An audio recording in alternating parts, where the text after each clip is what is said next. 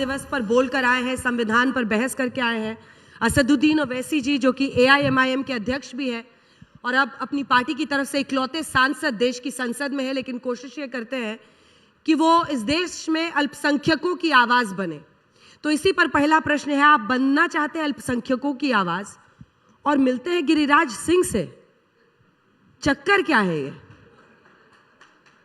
Problem ये है कि अगर मैं ओपनली किसी से मिल रहा हूँ तो सबके पेट में दर्द शुरू हो जाता है।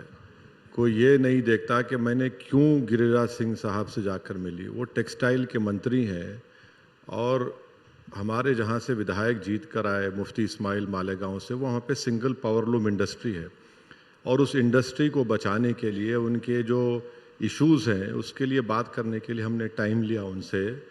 बल्कि मैं तो ये कहूँगा कि गिरिराज सिंह हमको करीब 50 मिनट हमारे साथ बैठे और पूरी तफसील से इत्मीनान से हर एक इशू पर बात की और उन्होंने हमको तयक़ुन भी दिया कि जितना हो सका वो करेंगे। अब उनसे जाकर मिल रहे हैं तो अब जो अपने आप को जो भी कहते हैं वो चला रहे हैं, मिल लिए। अरे भाई वो मंत्री हैं ना, मिलूँ मैं किससे कर रहा हूँ काम? मैं कोई आसमान से तो उतर के आने वाला नहीं है। सब पीछे पड़ गए हैं आपके चारों तरफ। नहीं, हम पीछे तो सब हमेशा पढ़ते रहते हैं, मुझे उसकी फिक्र नहीं है।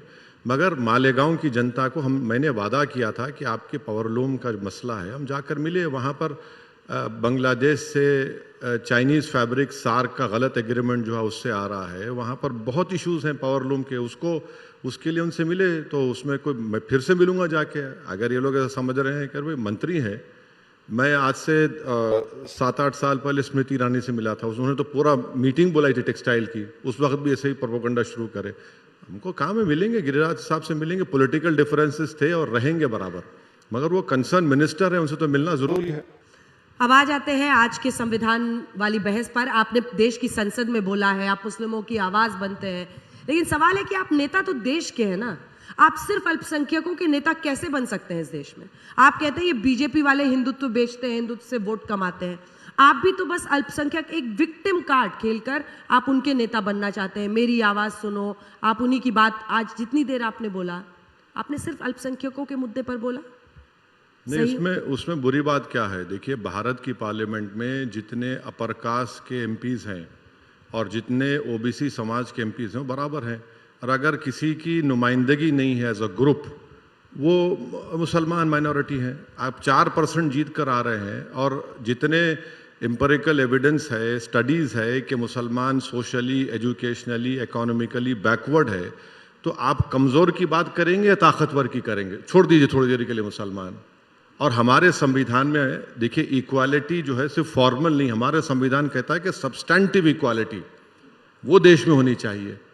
तो उसके लिए बात करना अगर गुनाह है तो फिर गरीब हिंदू कमजोर नहीं है। हाँ? गरीब हिंदू कमजोर नहीं है। नहीं, आप देख लीजिए, जो गरीब हिंदू है और गरीब मुसलमान जो है उसके पर कैपिटा इनकम में बहुत फर्क है। और जो गरीब हिंदू है और जो गरीब मुसलमान है, सबसे ज्यादा सेल्फ एम्प्लॉयड में मुसलमान है।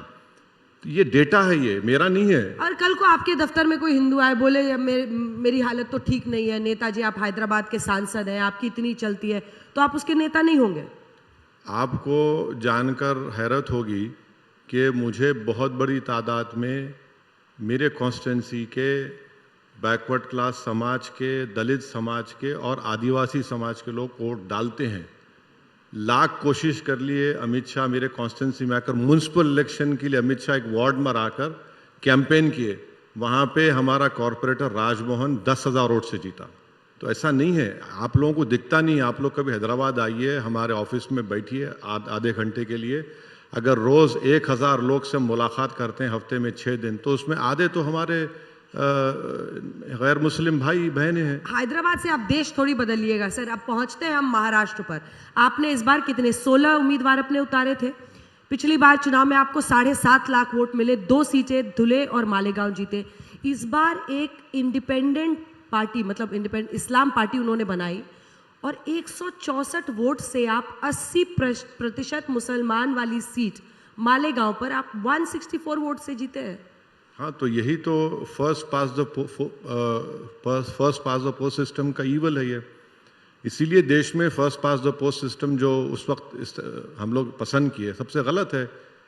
प्रोपोर्शनल रिप्रेजेंटेशन होगा तो जनता के वोट की वैल्यू भी होगी। तो और पिछली बार हम लोग ज़्यादा सीट लड़े थे, 40 के ऊपर लड़े थे, अब की बार सिर्फ 16 लड़े। होता है, जनता का फैसला है, हम उसको कबूल करते हैं, हमको शिकायत तो नहीं कर रहे हैं। आपको सब सुनना चाहते हैं, बस वोट नहीं देना चाहते हैं। आपने कहा अब यही है ना कि आपसे आप अपने आप को कई बार लैला कहते हैं पॉलिटिक्स में कि सब आपके इर्द गिर्द ये घूमते हैं, और जनता ही सनम बेवफा हो गई आपके साथ।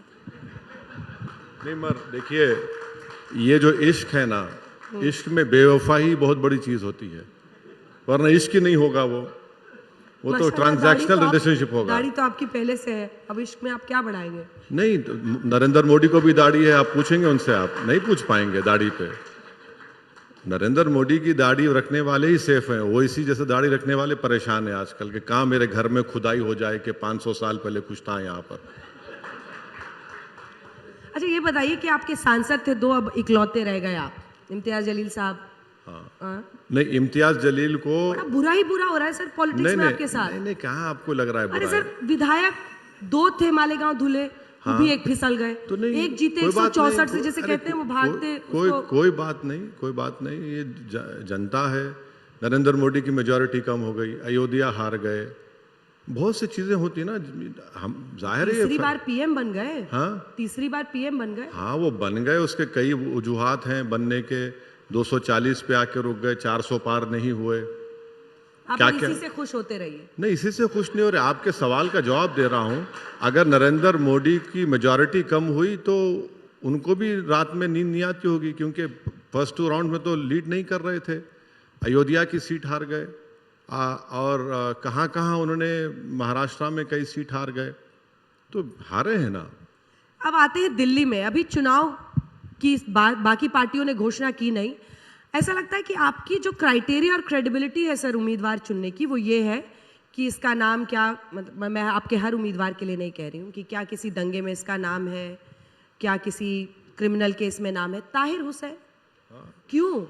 2020 के दिल्ली दंगों में नहीं, आप जज नहीं है, आप कोर्ट नहीं है, जब तक कोर्ट फैसला नहीं करेगी। देखिए, ट्रायल बाय मीडिया से कई मर्तबा आप लोगों ने कई लोगों की ज़िंदगी को ख़राब किया, और बाद में जब कोर्ट का जजमेंट आया, मीडिया बाय ट्रायल उन चैनलों ने कभी जिक्र भी नहीं किया।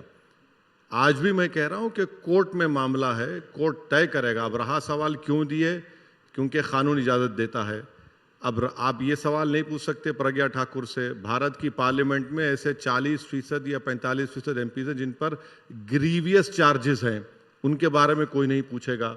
ग्रीवियस चार्जेस हैं किडनैपिंग से लेकर रेप तक, और जीत जाते हैं। साध्वी प्रज्ञा ठाकुर पर मैंने खुद पीएम से सवाल पूछा था, आंख में आंख डाल के पूछा था। अब आपसे आंख में आंख डाल के पूछ रही हूं कि जिस ताहिर हुसैन को दिल्ली 2020 के दंगों में दिल्ली की एक अदालत ने, अभी तक अभी मामला कोर्ट में चल रहा है, अदालत ने कुछ नहीं, एन एक्टिव राइटर कहा। नहीं छोड़ दीजिए वो। आईबी अधिकारी अंकित शर्मा की हत्या का जिन पर आरोप है, मगर आपने नरेंद्र मोदी की, आपको ऐसा क्या नायाब हीरा दिख रहा है सर, ये समझाइए ना।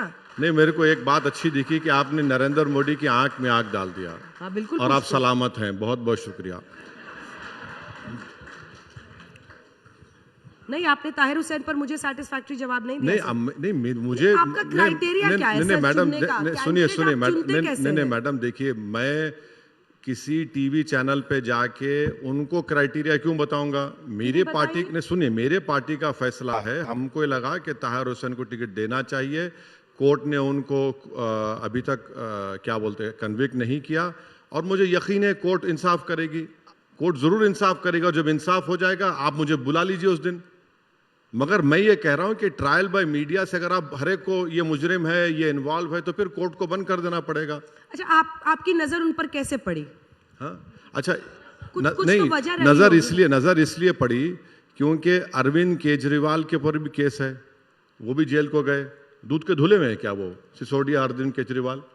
आप बताइए, वो भी तो जेल को गए। ये अलग बात है कि इन दोनों को बेल हो गई, और जो 5 साल से जेल में उनको बेल नहीं होती। 2 मुख्यमंत्रियों को बेल हो गई। एक स्टैन स्वामी 85 साल का बूढ़ा जेल में मर गया। तो ये जुडिशियल सिस्टम में भी देखना पड़ेगा कि भाई नेशनल मेजॉरिटी और नेशनल माइनॉरिटी में क्या फर्क हो रहा है, अकाउंटेबिलिटी क्या है, बताइए। जब अरविंद केजरीवाल को बेल हो गई, सिसोदिया को बेल हो गई, ताहिर हुसैन को 5 साल से जेल में बेल क्यों नहीं होती? कई ऐसे लोग हैं जेल में, बेल नहीं हो रही है उन लोगों को। ये भी समझ में नहीं आ रहा हमको क्या है। अब फिर आप लोग वो हमको ले जाके मिला देते हैं, आप मिले हुए हैं। अरे मिले हुए हैं तो छूट क्यों नहीं रहे लोग? फिर ये क्यों नहीं निकल रहे जेल से बाहर? अगर आरोप साबित हो गए तब उस दिन आप मिलिएगा मुझसे? अरे मैडम, आपसे मिलने को हमेशा तैयार है, हम कहां भागने वाले हैं? हम तो हर आदमी से मिलते हैं, कौन नहीं मिलेगा? शर्मा आईबी अधिकारी थे, उनकी हत्या हुई। नहीं देखिए, उनकी हत्या कंडेमनेबल है, बिल्कुल कंडेमनेबल है। क्या करें आपके कंडेमनेशन का? नहीं क्या करें, बोल आप तो आरोपी को टिकट दे रहे हैं। आरोपी है ना। देखिए, संविधान से, लॉ से देश चलेगा, उसके बगैर चल आप बोल देंगे? आप तो तय नहीं करेंगे ना, कोर्ट तय करेगा एविडेंस की बुनियाद पर, बियॉन्ड रीजनेबल डाउट प्रूफ करना पड़ेगा। देखिए बांग्लादेश में हिंदुओं पर कि यहां पर शेख हसीना क्यों बैठी हुई है? क्या दिक्कत है बैठने में? अरे यहां पर बैठकर आप जो है इस तरह के स्टेटमेंट्स दे रहे हैं, क्यों दे रहे हैं? अच्छा, मुझे समझ में नहीं आया कि क्या मोदी सरकार उन स्टेटमेंट्स को वेट कर रही है, नहीं कर रही है।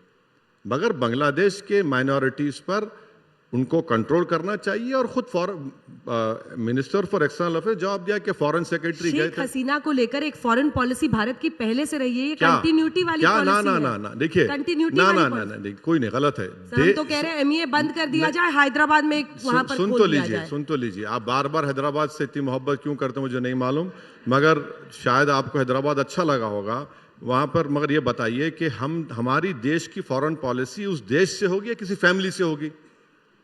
फैमिली से नहीं है ना, हमारी फॉरेन पॉलिसी बांग्लादेश से है। वहां की जनता ने कुछ फैसला किया। हमारा बोलना यह है कि हम $55 बिलियन का उनको वहां पर इन्वेस्टमेंट कर रहे हैं, हमारे ट्रेड है। अच्छा, पूरे विश्व में सबसे ज्यादा कॉन्सुलेट वीजा देता है बांग्लादेशियों को भारत आने के लिए।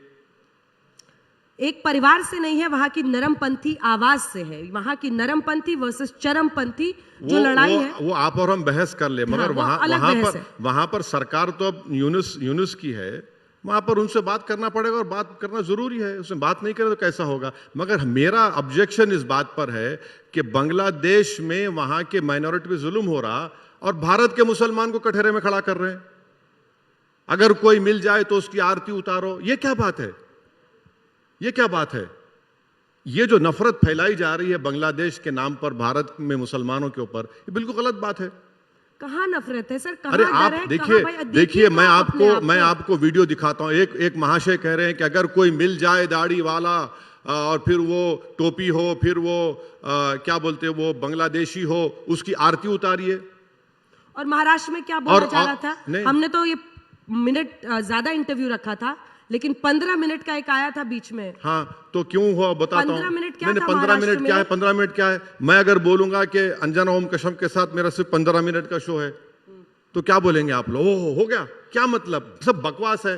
अरे हम इतने मासूम है आप कि 15 मिनट आप क्यों बोल रहे थे? लोग समझ नहीं पाए। मीडिया अगर किसी चीज से हमको घेरेगा तो हम वही बोलेंगे, उल्टा बोलेंगे। हम पीछे हटने वाले नहीं, अपनी बात। यही क्या बात है? आप मेरे को बोलेंगे 15 मिनट, तो बोला हाँ 15 मिनट लो, 15 मिनट और लो, बोलेंगे। जो मना किया जाएगा वही बोलेंगे। हाँ बोलेंगे, क्यों नहीं? कहते हैं वंदे मातरम बोलिए।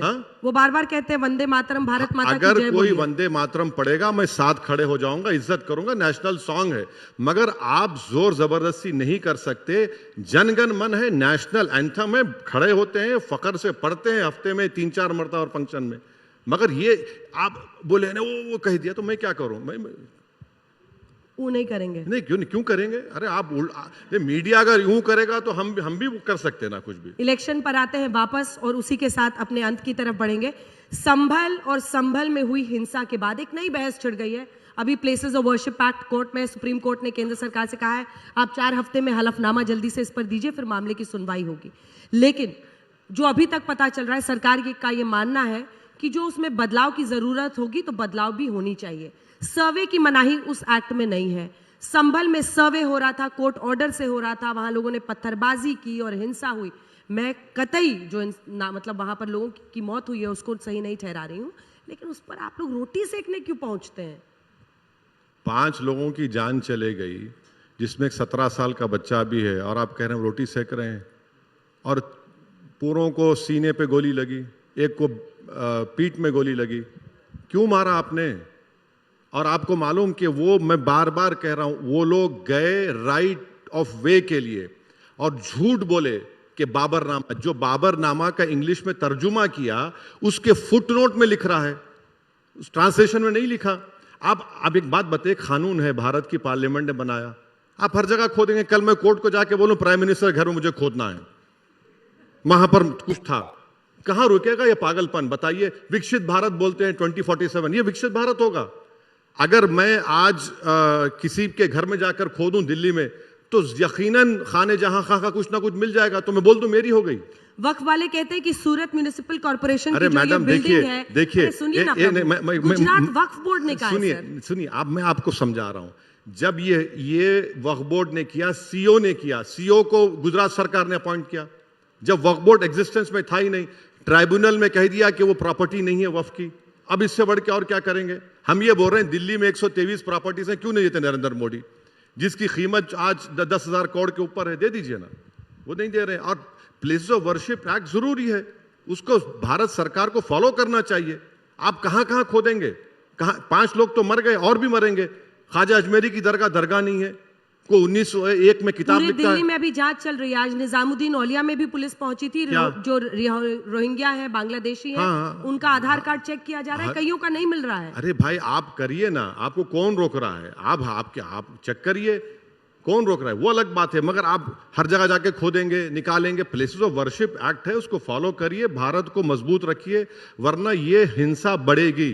आप जिन लोगों पे भरोसा कर रहे हैं ना, बीजेपी वाले, वो फ्रैंकेनस्टाइन बन जाएंगे, उन्हीं पे सवारी करेंगे जब उनको मालूम होगा। आखिरी के 30 सेकंड और 30 सेकंड में आप कैमरे में देखकर, क्योंकि मुझे कई बार चिंता होती है सर आपकी, क्यों तमाम ये संभल वाली रेस में आगे भाग रहे हैं बाकी पार्टियां। आप कहते हैं कि आप इंडिया गठबंधन में आपको कोई शामिल नहीं करता है। आपके लिए सुनहरा मौका है कि आप देश के मुसलमानों को ये समझाएं। आज तक से बड़ी कोई आवाज तो है नहीं मैडम, मैं कि वो आपको सिर्फ सुने नहीं, मैं आपकी आंख में आंख वायरल डाल, ना करें, वोट भी डालें। नहीं, मैं आपकी आंख में आंख डाल के बोल रहा हूं, जैसा आपने मोदी जी की आंख में आंख डाला, आपको कुछ नहीं होगा। मैं लाशों पे राजनीति नहीं करता, जिस तरह 2002 में हुआ, 84 दिल्ली में हुआ, 2022 में हुआ, नेल्ली में हुआ, हाशिमपुरा में हुआ, मलियाना में हुआ, 69 अहमदाबाद में हुआ। मैं लाशों पे राजनीति नहीं करना चाहता हूं, ना करूंगा कभी। मैं ये कह रहा हूं कि उनको क्यों मारा गया, इंसाफ करो उन लोगों से, बस इतना मेरा मानना है। मुस्लिमों से कहिए ना वोट करें आपके लिए, किसके वोट लिए? नहीं कर अरे रहे। मैडम, हर चीज वोट पे क्यों आ जाती है? अरे तो करिएगा क्या अरे सर? कोई बात नहीं, कोई बात नहीं। पॉलिटिक्स में कोई झाल बजाने अरे तो आता मैडम, नहीं है। देखिए, चुनाव जीतने आता है अरे ना। चुनाव जीतेंगे ना, आज नहीं जीते कल जीतेंगे, मगर हौसला तो जिंदा है, हिम्मत जिंदा है। लोग देख रहे हैं ना, लोग देख रहे हैं कि जो उनके हमदर्द है जी, क्या करके रख दिए उन लोगों को। होगा, तब्दीली आएगी इंशाल्लाह। असदुद्दीन अवैसी साहब, आप आए एजेंडा आज तक में, आपने हर सवाल का जबरदस्त जवाब दिया, कई बॉल पर आपने छक्का भी मारा। बहुत बहुत धन्यवाद आपका हमारे साथ जुड़ने के लिए। धन्यवाद।